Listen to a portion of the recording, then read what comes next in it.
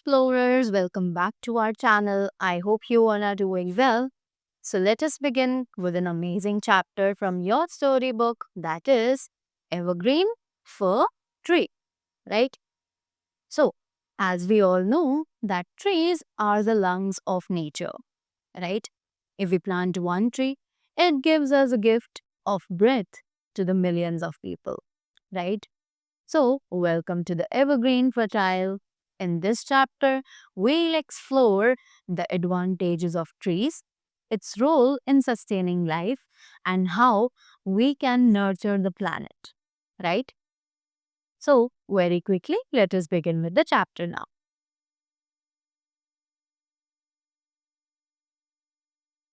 So, first of all, we have a blue box which is integrated with general knowledge.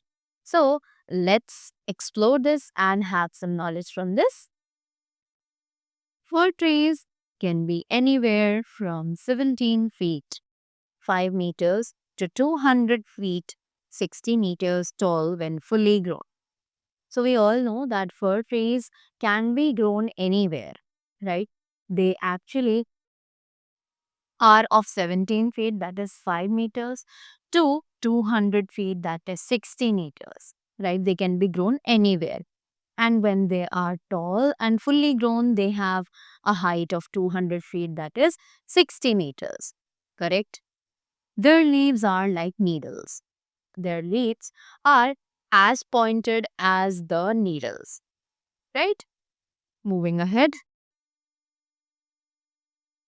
So now what happened?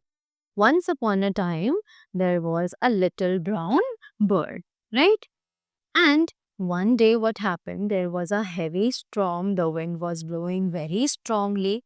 And due to that storm, heavy storm, the wing of that bird was broken. Right? Now, what happened? When the winter approached, we all know that all the birds migrate during the winter seasons. Migrate means they actually go to the warmer places at the time of winters, right? So, in the same way, as the winters approached, all the birds flew away to the warmer places. But the little brown bird, as its wing was broken, it could not flew and go away to the warmer place because of the broken wing. So it was left alone, right? Now, what happened? The poor little bird was feeling very sad and it dragged itself from into the wood. Dragged means pushed. So it actually pushed itself into the wood to find some kind of shelter. Shelter means home, right? Some kind of home for itself. And it reached to a peepal tree and it said to the tree that I am a little brown bird, right? And my wing is broken. Now let's see what happened next in the story.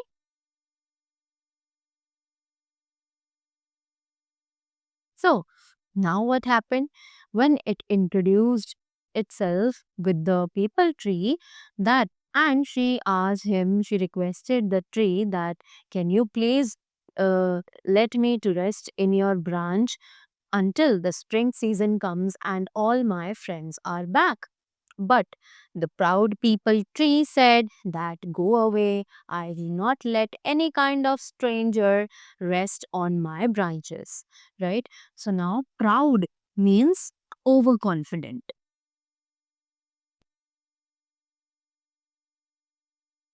Proud means overconfident. And the word stranger means unknown creature. Right? Stranger means the one who is not your friend or not your known. Right? Now, the bird, the broken wing bird, felt very bad and then it moved ahead to a big oak tree. And the same thing it requested to the oak tree also that I am a little brown bird and can you please allow me to live in your branches till the spring comes and all my friends are back. But in the same way, the giant oak tree also refused her request and said that go away, I do not like you. Right? Now the poor bird was very much sad with this behavior of the oak and the peepal tree. Now it was shivering very badly. Right? Shivering means shaking. Shivering means shaking. Right? Moving ahead. Now, as we all saw that the poor little brown bird with a broken wing was being shivered in the freezing cold. Now, it was slowly and slowly dragging itself to the willow tree. Now she went to the willow tree and again it requested the same thing, that can I have some shelter in your branch. But the willow tree also was very proud and he answered, please go away, I don't have any space for you. Now, the little brown bird was very much sad and it was talking to itself, saying that no one wants to give me the shelter. What will I do here alone? I am sure that I will die in this cold weather. Now, moving ahead. Now, what happened? A nearby fir tree actually heard the cry of the little brown bird and it asked him that why don't you take shelter on my lower branches, and I'll also ask my friend Juniper to provide you berries whenever you are hungry, and you can live here on my lower branches and I would be very happy to provide you shelter over there, right? And with that, I would also love to hear your chirp. Nice. After that, the little brown bird felt very happy and it made her shelter at the lower branches of the fir tree and it started chirping with a jolly mood, right? And after that, when it felt hungry, the juniper tree gave the brown bird its fruits to eat. Now let's see what happened. Now what happened? As the winter came, right, the Frost King dressed himself in the silver rocks of snow and came to all the trees with his son and ordered all the trees to face the north wind and shed all their leaves, except for the fir tree and the juniper tree as well. So now the north wind looked at all the trees in the world and it ordered all the trees to shed their leaves, right? Now, moving ahead. So now, why did the Frost